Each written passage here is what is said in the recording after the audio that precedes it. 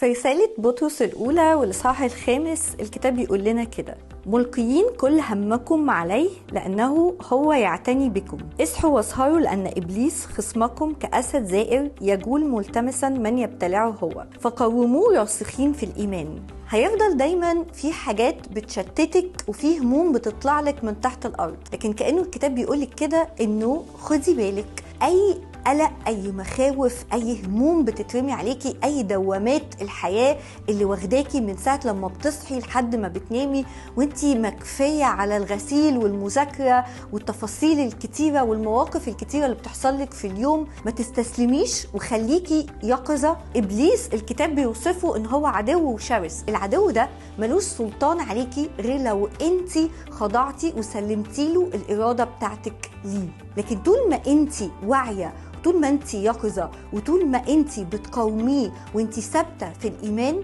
على قد إيمانك وعلى قد ما انتي مركزة على يسوع وعلى قد ما انتي ذهنك مليان بالحق، على قد ما انتي بتاخدي من يسوع وإيمانك بيطفئ سهام الإبليس الملتهبة اللي جاية ناحيتك.